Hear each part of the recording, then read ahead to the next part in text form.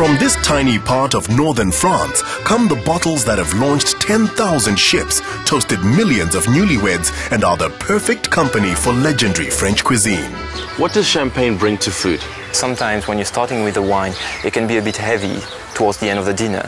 When with champagne, you always have this freshness and dynamism, giving life to the dinner itself and making it quite an enjoyable experience. Later, I'll show my magic to you. I'm looking forward to it. Cheers. One famous label was born in the city of Reims, where French kings were crowned. When served to toast a coronation, its reputation was sealed. The house has been created on a very simple vision from Joseph KRUG. He wanted to be able to create, year after year, the best expression of excellence in champagne. He didn't want to have his clients to be impacted by the quality of the year. He didn't want them to wonder if 2000 would be better than 98, for example. He just wanted to be able to create this excellence year after year. Champagne goes through 2 fermentations, and today most houses do the first fermentation in stainless steel, all but one. KRUG is the only house of champagne that is still fermenting 100% of the base wine in small barrels, using them to keep the individuality on each and every parcels. So that's what gives it that distinctive taste. Once fermented, it's bottled, yeast is added, and a second fermentation starts in the bottle. That's what makes the bubbles. And here, Simba, we're in the underground cellar. All the bottles that you see around you are nearly crafted. They are just waiting here before they're being disgorged and before they're going to be able to be enjoyed in South Africa within a few months. This popularity has come from many years of smart marketing, associating champagne with celebration and status. To be in the Champagne region and walk among the vineyards through which $1 billion industry was forged.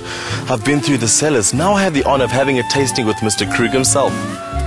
This champagne winemaking community have very particular rules about how to do it right. Take me through some of the family secrets. It's not completely a secret. It's in a little book that my ancestor wrote in 1848, 5 years after he founded KRUG. And he wrote in this book his observation, his comments, recommendation on the way to create the best possible cuvée. It's very simple to understand because he said you cannot make a great champagne without using the best grapes coming from the best villages. We are going to taste KRUG 1998 vintage, which is a blend of several grapes coming from 7 regions in Champagne, but it comes from a single year. It's a blend of the freshest and most expressive grapes from 1998. Behind the myths and the marketing, top champagne really is an exceptional taste. At the double Michelin star-rated restaurant La Champenoise, the famous product meets its match in dishes that French chefs like ARNAUD LALLEMENT have spent centuries discovering and perfecting. Chef, it's an honor to be here in your kitchen. What do we have for tonight? Yes, for tonight with the KRUG Rosé, we have a gnocchi with vin jaune, yellow wine. Very good with the KRUG Rosé. It's very good. Yep, actually, yeah, the structure of the yellow wine is blending perfectly with the rosé. And after we have a tomato. Donc, it's iced tomato with gazpacho tomato. After, already with the KRUG Rosé, you have herbs. It's a juice made of lettuce. After, you change champagne, very good vintage, because the summer it's very good in 95. And for this KRUG, we have a sea bass with chou-fleur and coriander. After, you change again Grande Cuvée, okay? And with poulard and pomme de terre. This texture of the poultry and the gratiné side of it is going to be playing an echo with all the richness of Grande Cuvée. And for the dessert, and with framboise meringue. 89, this bottle has been staying in our cellars for 22 years before you're tasting it tonight.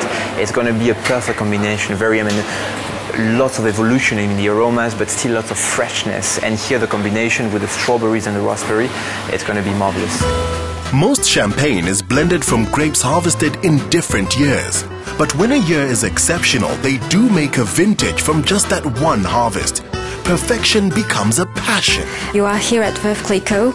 It's a house that has been founded in 1772 and it has been taken over by the daughter-in-law of our founder. She's been with it at 27 and she gave her name to the company, Veuve, meaning widow, Clicquot, Veuve Clicquot. I'm dying to see the cellar. Some nearly did die. In the early days, they had to wear iron masks in the cellar to keep from getting injured when bottles burst under pressure, and a chain reaction could be very dangerous. Luckily, they've developed stronger bottles. So does the chalk play a role in storing the wine? Chalk is a stone that can absorb up to 30% of its weight in water. And when you are 20 meters underground, it keeps the cold. So that's why in here, winter to summer, we have always the same temperature. So what happened to the barrel process? We stopped using barrels at the very beginning of the 1960s. So now we use only stainless steel vats. And you have to figure out that each stainless steel vat corresponds to one grape varietal coming from one location. And of course, one vintage. French wines had a male aura until producers began marketing champagne to women. The cellar master here will tell you it's because women appreciate quality. Dominique, what exactly goes into making a good wine? To make a good wine, you must have good vineyards, a good terroir. A terroir is a mix of a good soil, good grape varieties, and also good exposure to the sun. And you must have also a lot of patience, a lot of love to make wines, and also a certain intuition.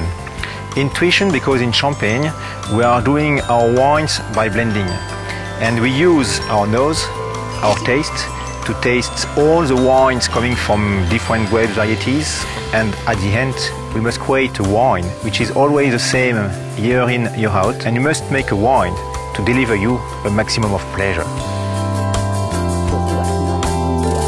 Particularly when you pair it with the dishes of another leading French chef from the region. So Simba, tonight we have a very special champagne. We have the vintage 2002 from Veuve Clicquot. This is a poultry, French poultry, chicken with vegetables and special mushrooms, French speciality, some truffles. Going through Simba's mind with every bite was the story of the widow Clicquot, who was so won over by champagne, she abandoned all other business interests. Simba, for the dessert, we have a very special champagne. We have a champagne that is dedicated to dessert, called the demi-sec. This champagne is, by tradition at Veuve Clicquot, being decanted. So we expect from this decantation to put the emphasis on the fruitiness. And for the dessert, it's a specialty with apricot and rosemary as a Clicquot touch. It's fine. C'est magnifique. To be in the Champagne region, walk among the vineyards, fine dining, this is exactly what I signed up for. Vive la France!